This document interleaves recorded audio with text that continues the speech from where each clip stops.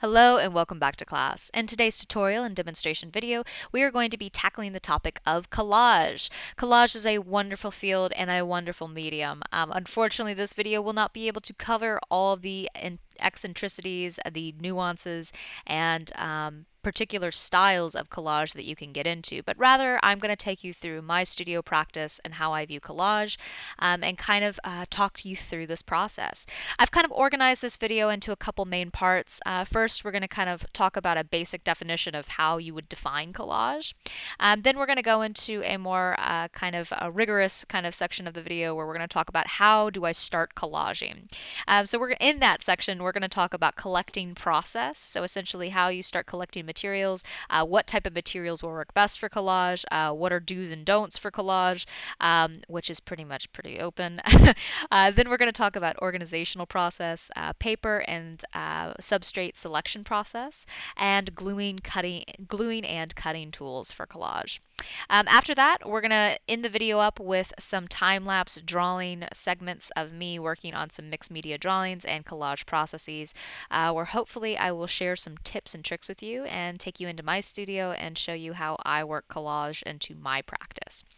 All right, so to begin, collage can be described in a variety of different ways, but essentially it is taking pictures, papers, or a variety or various materials and objects and placing them together on a substrate and then assembling them in some type of recognizable or unrecognizable order. So collage is an open medium. It is a great medium for any type of experimental drawing or mixed media drawing process. And it has a wonderful and rich history as well. Of course, we talk about this quite a bit in class, so we're not going to review it too much in this video. But collage is a very diverse field.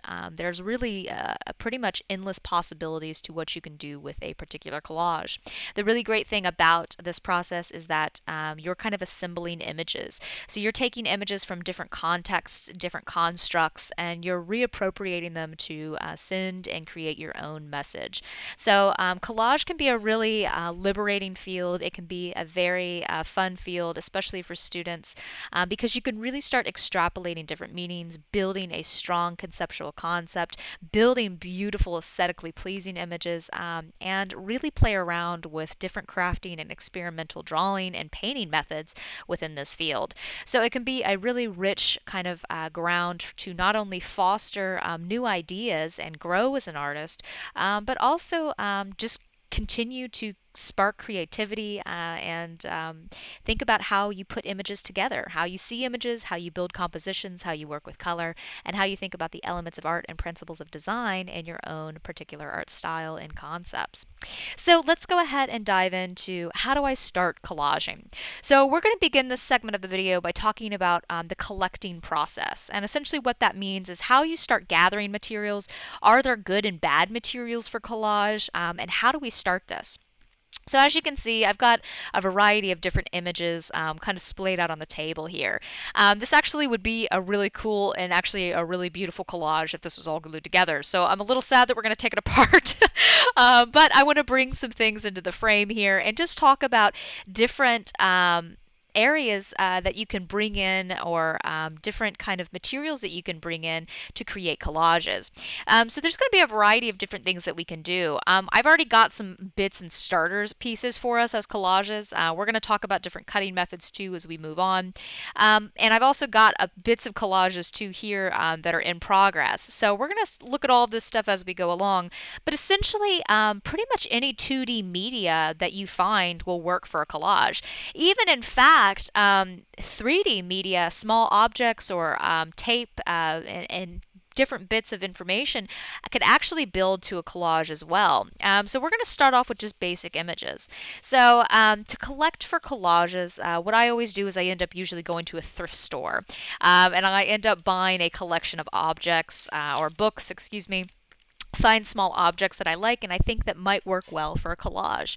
In fact, my studio is riddled with a variety of different texts and books and magazines that I have used for years, and I just keep adding to this collection. And I use all of these different books in my collages. Now, of course, I am a working artist, so I do have my own concepts and narratives that I've been working with for the past 10 years as a practicing artist. So, of course, I keep adding to this, and right as I grow as an artist, my concepts kind of get tweaked or changed a little bit too, but I generally have like an idea about what I want to make my work about. So I start looking for images that match that idea, whether that be through color, whether that be through similar symbols that I start using and kind of repeating over and over again, or I start making juxtapositions between symbols and how they correlate with other meanings for other symbols, or if I start looking at textured objects and thinking about how I can start maybe using texture as bits of shapes or forms in my work to kind of either contrast, correlate, or kind of provide extra additional textural information to some of my subjects that I might be using in my collages. So there's a variety of different ways you can start thinking about how to collect materials. First off, and I think the best approach is just find things that you like, right? Visually, what inspires you? What do you think's cool? What do you think's pretty or interesting? You can go even too for the grotesque and ugly. What kind of images really inspire you? What images do you want to work with? And what do you like best as an artist? So start with collecting 2D media. Like I said, I highly recommend going to a local thrift store. Your Goodwill, your local thrift stores are often going to be really great kind of material finders for you. Like I said, any type of book will work. As I mentioned, I also have a variety of magazines that I'm using. In fact, some of these images right here came from like Nat Geo and things like that. So you can always use and foster more books to use as a collage base. Also, too, you can take other bits of photographs that you've either made yourself and had printed, or you go and print off yourself. This is actually an old print that was really, really large. I ended up cutting it down. You can see I did some really crude cutting here. But this is actually an old print of mine, and I ended up cutting this down and having this, and I'm going to end up using this in a collage. So you can also use old drawings, old photographs. You can use family portraits and things like that. Just make sure they're not family heirlooms, or they're not, your parents are okay, or your family members are okay. If you cut up those images, make sure you have copies, right? You can use old bits of drawings as well. So if you have old textured drawings or small little drawings that you've liked working with over the years and you want to start creating some different collages with them, that could also be something that you definitely work with and can add some definite interest. Like I said too, you can cut up old photographs, old prints, any type of printmaking process or printmaking image would also go great for collaging. If you find any other kind of extra drawing materials or painting materials, you can also work with them. And this gets us into more kind of mixed media processes, but you can also use transfer processes such as a tape transfer, an acrylic transfer, and an acrylic skin transfer. In fact, I have a video talking about these three transfer methods, so I highly recommend that you watch that in tandem with this collage video. It's really going to talk about how you start to create different transfer methods where you can start to incorporate different mixed media processes and add that into your collage with these transfer methods. So you can also use a variety of different transfer methods with collages. They can really build up some successful images just because of their flexibility in terms of transparency and their high fidelity of image transfers. So that can also be something that you use in collage. You can also bring it more into the mixed media category and realm and use paint skins. So this could also be another area where you start to play around with. Paint skins can be easily made either on a glass palette or a disposable wax palette. You could also just take some wax paper and drip acrylic paint on them, wait for it to dry for 24 hours, pull it off the wax paper, and then have a really interesting little paint skin that you can start to cut up and add in contrast or correlation to an actual image. So all of these things can really be used to add to the richness, to the complexity, and to the meaning that you're going to foster within your collage. In addition to that, I think some people think that collage is strictly a 2D medium.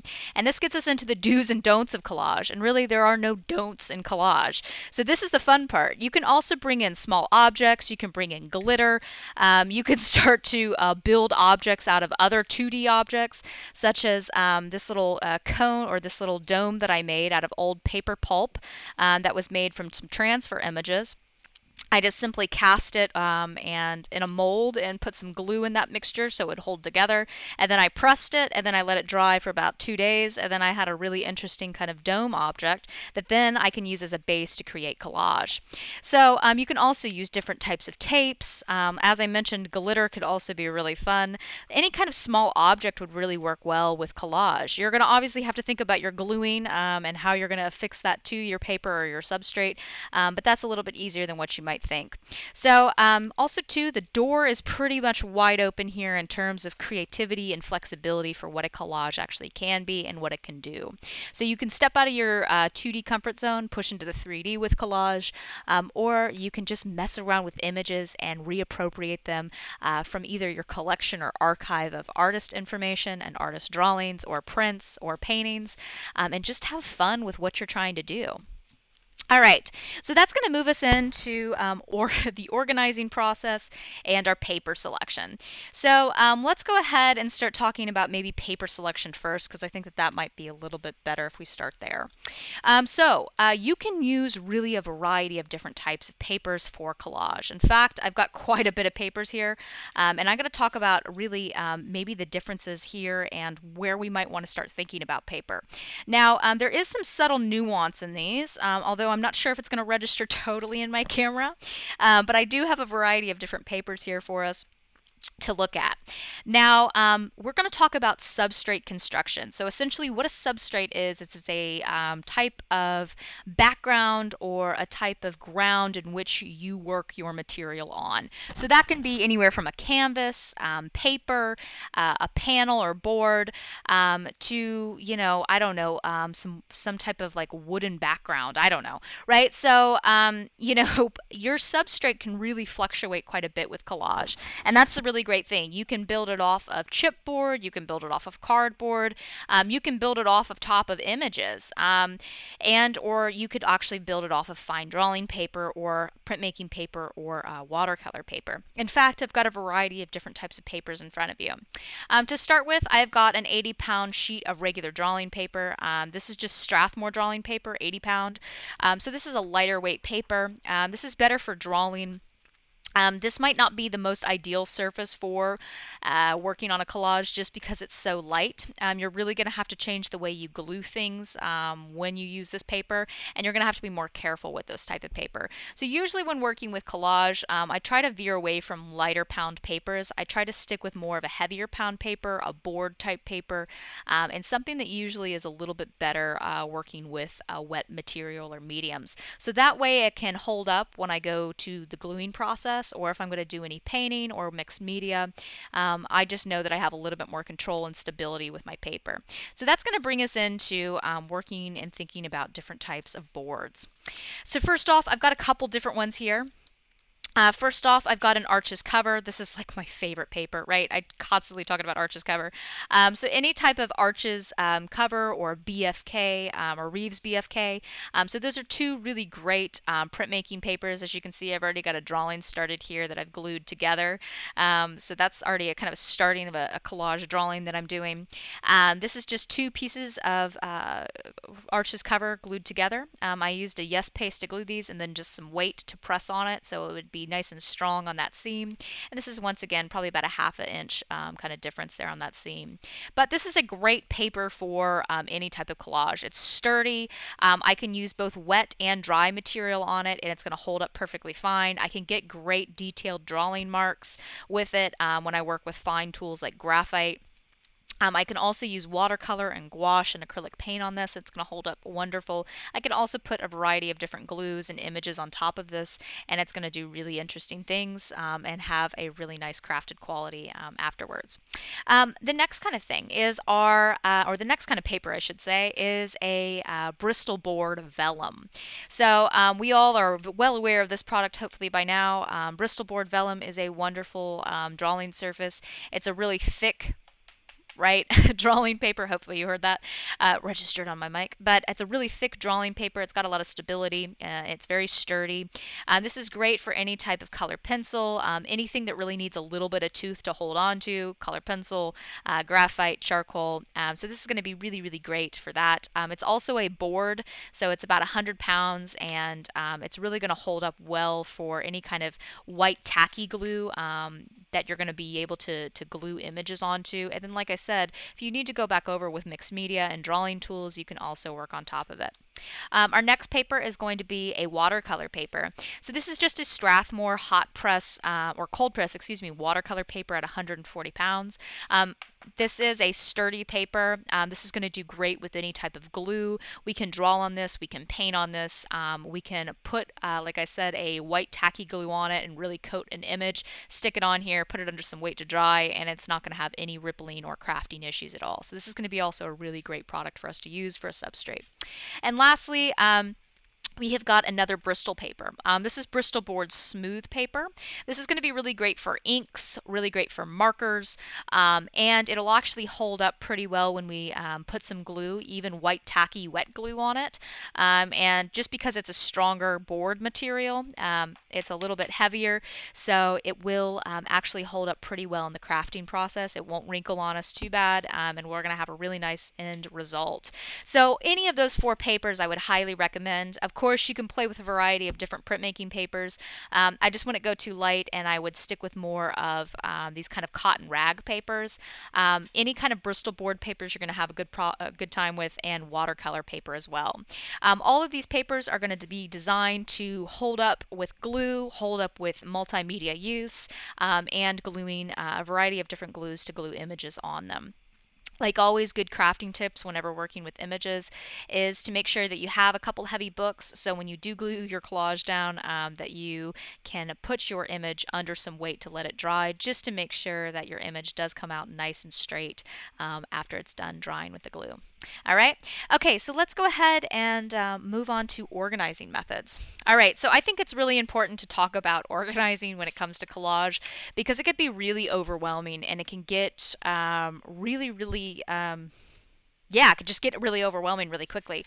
Because you're working with so many different images, you have to come up with some kind of scheme of organization or some kind of methodology of working. And so once again, this is going to really help you in terms of organizing your concept. And that's just starting off with figuring out what kind of things you like the best. This will be kind of intuitive for you, and so that's the good part. Find images that you just naturally like and that you gravitate towards, and start collecting them first. In fact, this is one of my mini bins. I know this looks like a total nightmare, and it kind of is. But I have a variety of different types of collage bins throughout my studio. I've got about 4 right now that are all about this size. They're pretty... I don't know if I can tilt the box so you can see it. They're pretty hefty in terms of like size. I would say maybe like 15 by 12 here. So they're pretty large. As you can see, I've got a variety of different things in here. I've actually got like books and collages that are in progress here, and just tests that I'm doing too. So there's quite a bit of stuff in here. So let's talk about the organizing process. Now, I said, as it's kind of laughable when I put this huge messy box of chaos up here, but let's talk about how we start looking at images, how we start breaking them down and organizing them. As I said, the first part that you're really going to start focusing on is images that you like best, right? And then from there, you'll be able to derive a concept and some meaning out of that. Of course, we're going to have to dive deep and really analyze what it is that we like so much about those objects, not just the surface level aesthetics of them, but the deeper meaning. And maybe to how those images, when they start to mix, overlap, and be juxtaposed together, what do they start to say? And do we like those interactions? Do we like that engagement? Do we like the content that's starting to happen because of that conversation of images sitting next to one another? So often when I organize, this looks a little bit better instead of the mess of the box. But often when I organize into groups. So I'll kind of create little visual categories for myself, or symbol categories as I like to call them. And like I said too, when we're thinking about how to start organizing and creating meaning, often we'll start with images that we like first. And we can start grouping them either by color, by either location, or likeness, right? Whatever that scale might be for you, start organizing your images. You can even start cutting them out if you want and putting them into bags, like I've done here. I end up using a lot of plastic bags and reusing plastic bags, so that's good. At least I'm not wasting plastic bags. But I end up using quite a bit of plastic bags in my studio process, just for organizing, or little boxes or something, just for organizing my images. This could be really, really helpful for later parts of my practice, where when I've already got some pre-cut images, then I could start playing with juxtaposition of objects, juxtaposition of meaning, and then I could just simply slap objects on top of one another and kind of really quickly move through a gambit of things, saying, do I like this interaction? Why do I like this interaction? Do I like this interaction more? And just start playing with assemblage and having fun with the process of moving images around in image modality.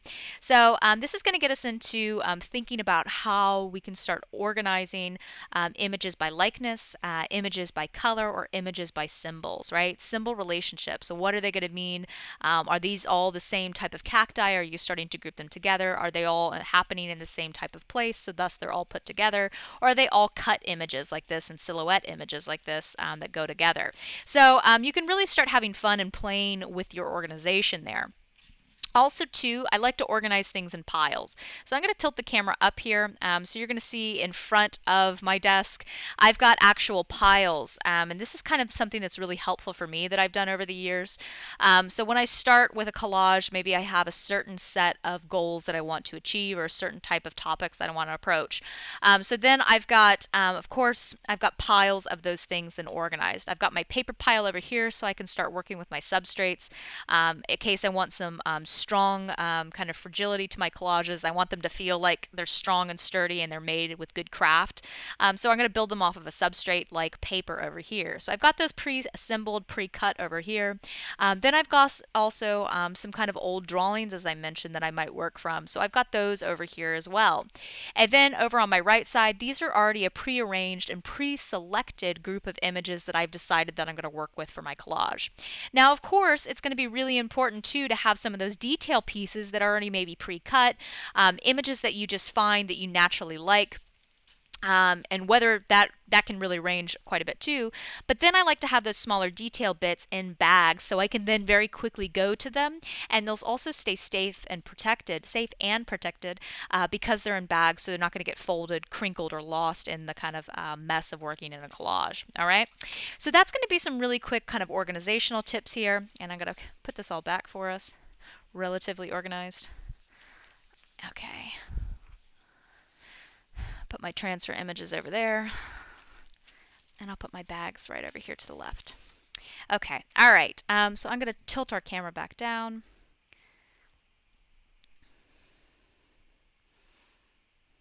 Okay, so that's going to get us into maybe talking about different products for gluing and how you attach images. Now, there's a variety of different things that you can do really for collage with attaching images. I'm going to bring out 4 different materials first to talk about. So the first product that I'm going to show you is Yes Paste.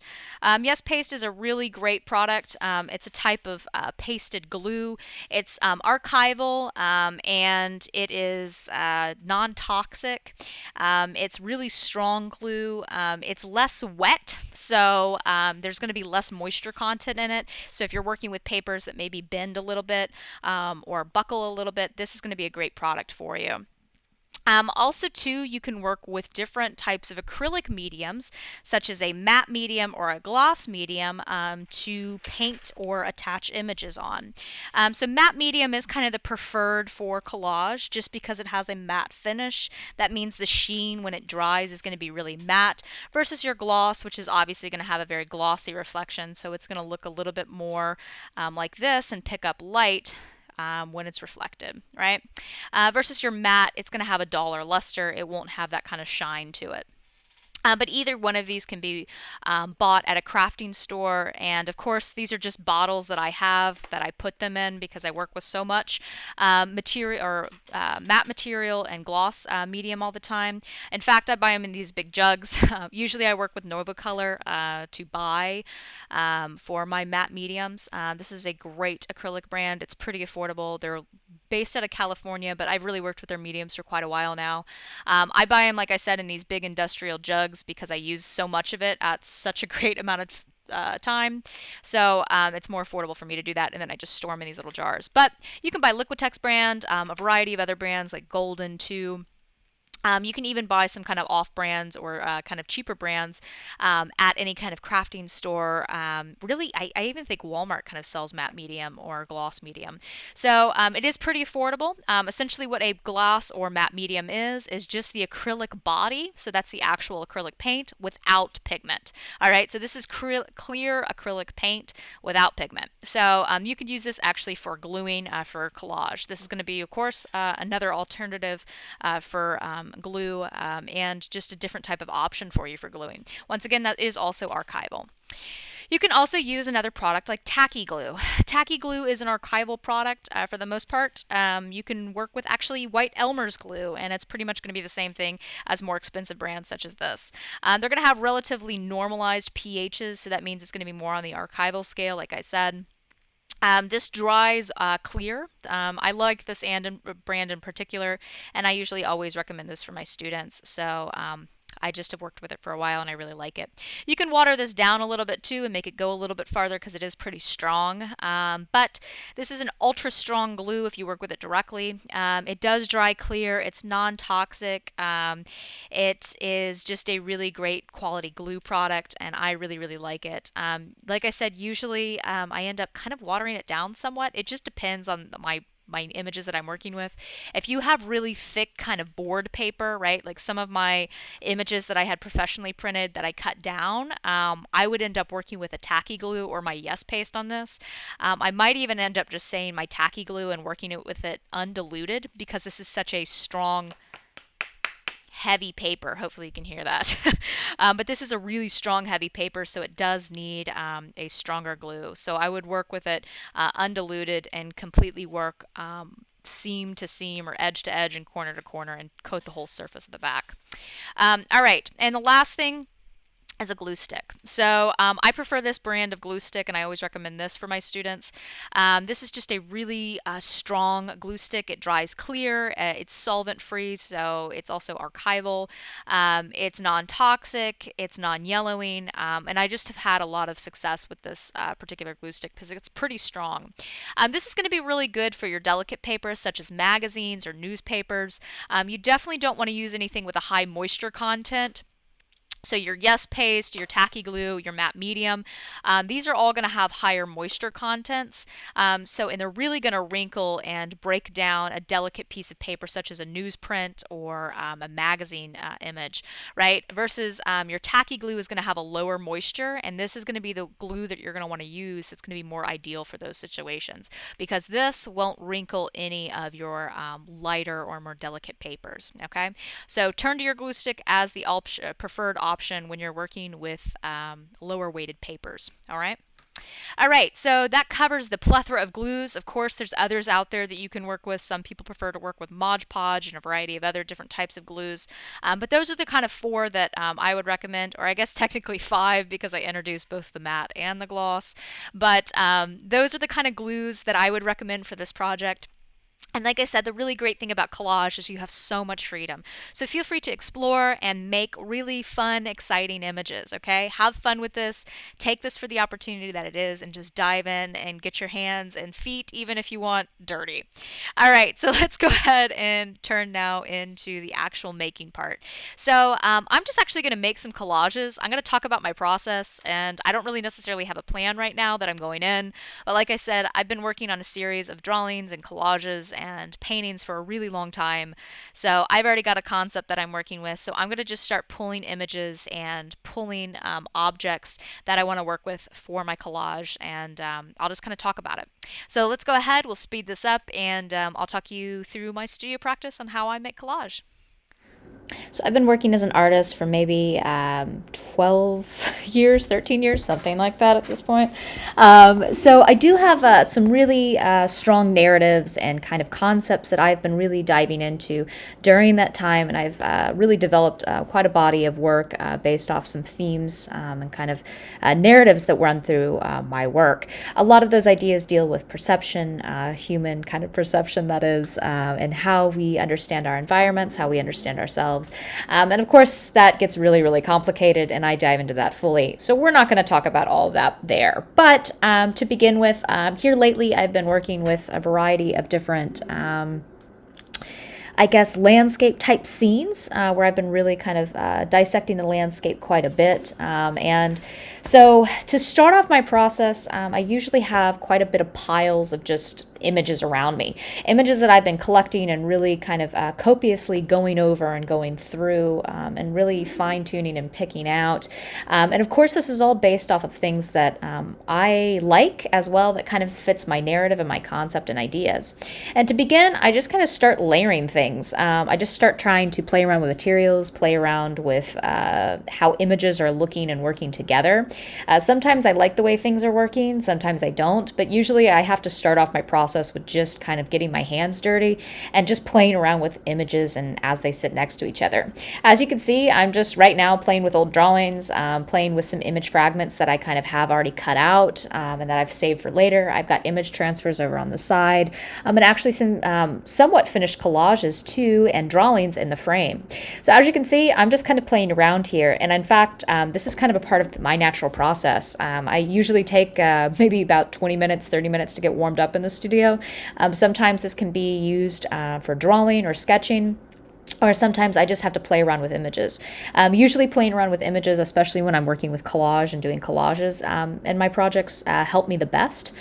So for whatever reason, I just have to kind of do that, and that's a part of my process. So this is also going to be a fun part of this exercise, is really getting better to, or getting more aware and familiar with your own kind of art making process and sensibility, how you start to make images, what are your habits and routines, and what actually works best for you.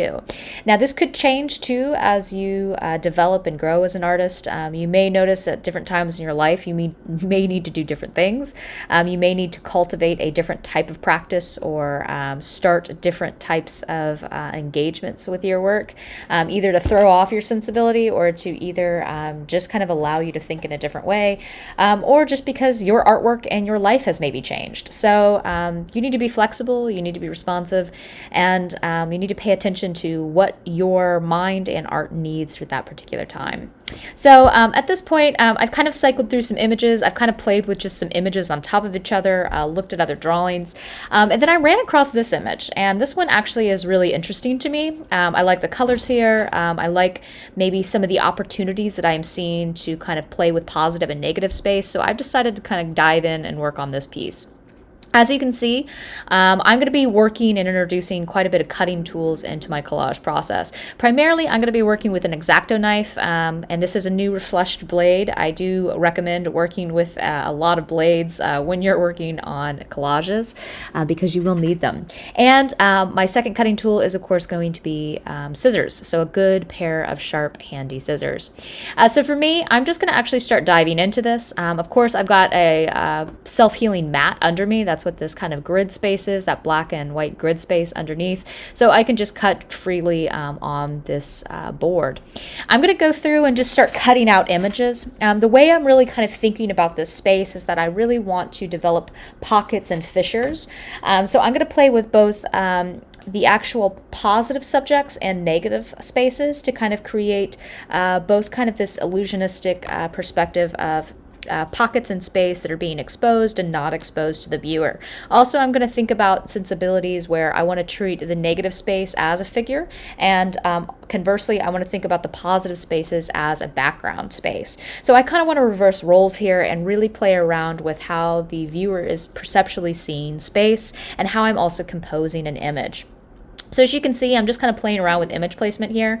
And this is going to bring me to a really important step and something that I want to bring up about collages in particular. Sometimes, depending upon your image, you're going to notice that a white page will absolutely kill your collage. And this is something that I want you to pay particular attention to. Sometimes you might have to colorize your background image.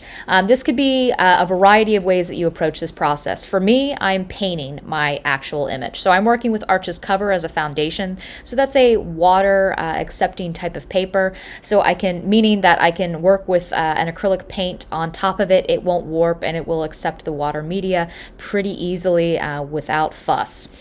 So you're going to also want to think about your substrate and your boards. I do highly recommend working off of a substrate, whether that be paper and then you just build images on top of that paper. It's going to make for a stronger collage and just better crafting sensibility overall, versus if you just work with magazine images and just build up off of there. Sometimes that can lead to some bad crafting issues, torn paper, ripped paper, warped paper.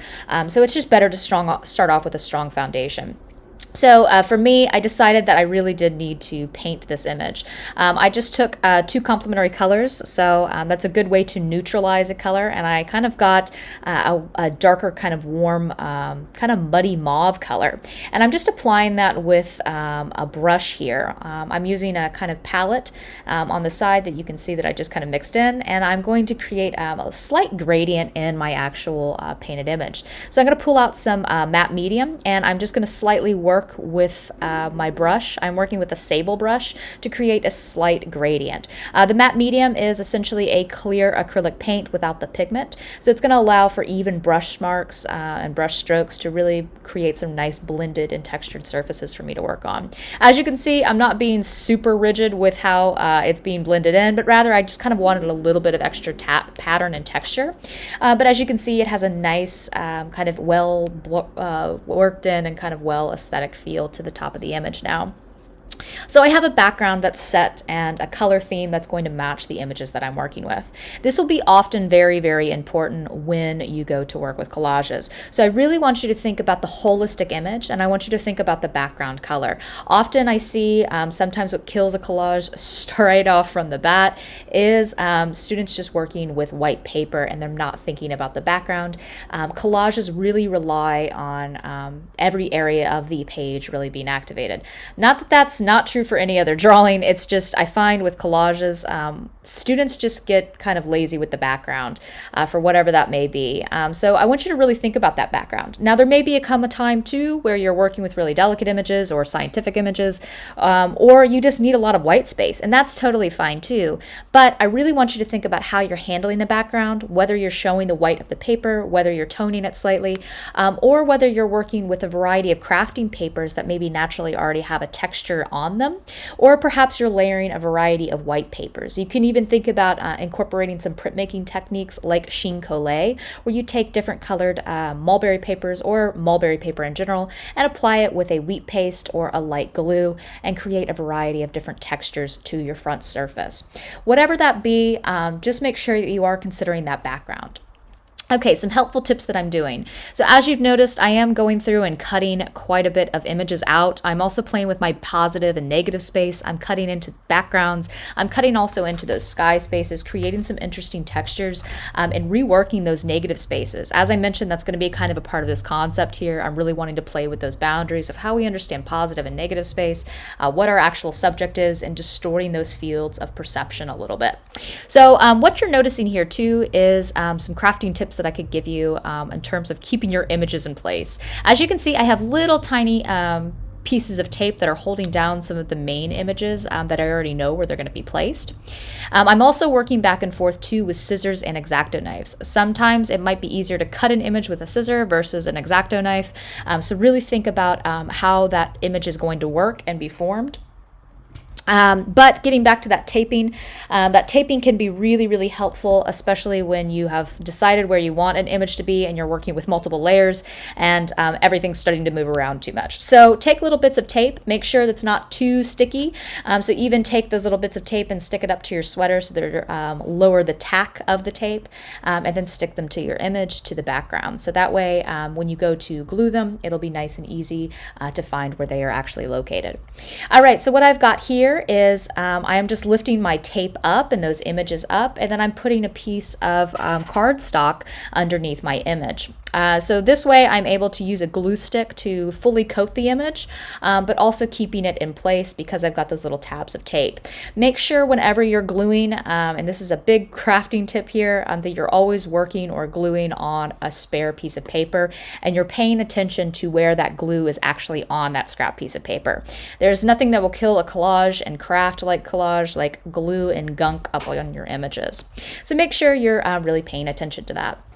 As you can see, I'm creating different levels of value, and I'm constructing an image that really has some great color harmony and balance just because it's using all of the same types of colors. This is a great way to organize an image. Think about how you organize color on the color wheel, whether that's a monochromatic, analogous, triadic, tetradic, complementary, or split complementary color system. Make sure it is a color system that is organized on the color wheel, and you're using some color theory here to balance out your image. As you can see, I'm going in now and just adding some layers. I'm kind of just playing with the boundary. I moved these images around quite a bit. This is also something that I'm going to recommend when you're working with collage. Make sure you try a variety of different orientations of an image. This could be not just necessarily the up and down version, but maybe shift it on its side, flip it upside down, tilt it in an axis, overlap them, or even tuck images under one another. Really start to play around with the element that collage operates so best, and that's fluidity, right? Collage is about really being able to have access to movable image. So you really want to think about how your shapes and lines are going to interact between objects. So whether those be symbols that are actually like human beings or trees or something, think about how your shapes and lines can connect to one another, how they're either going to create a whole image or they're going to merge into other images and create new images or new landscapes. And this is going to be a huge tip, especially for creating content in your work and creating a meaning in your work. Now, whether you're doing something like me where you're starting to play around with landscape and our perception of landscape, or just how we perceive spaces, and it has a little bit more loose kind of or more open kind of space that you're physically working with, or if it's something more specific where you're actually working with more direct symbols, like you're playing with metaphor and allegory in your actual narratives. Think about how, once again, physically those images are going to line up to one another. What is going to be the balance there? Is there going to be positive and negative space interactions? How are the values going to work? How are the colors going to overlap or overlay? So always keep those elements of art and principles of design fresh in your mind when working with an image. Also, like I said, make sure to play around. Now, as I mentioned, there is going to be a variety of different glues that you have at your resources here, and the glues are pretty much open. As you can see, I'm pretty much working with a glue stick, and that's primarily because these are all images from a Nat Geo article or a book that has a similar kind of paper to Nat Geo. So it's a lighter weight paper, and it's just not going to be able to hold up with a darker or a heavier kind of weighted paper. So that's why I'm using a glue stick. So make sure to pay attention to crafting qualities and what kind of paper you're actually working with. Okay, so I'm pretty much coming to a close at my actual drawing here, or my collage. So hopefully we'll get you to an end result, or you can see the end product here. But remember, have fun, play with details, play with lines, play with shapes and how they interact and engage.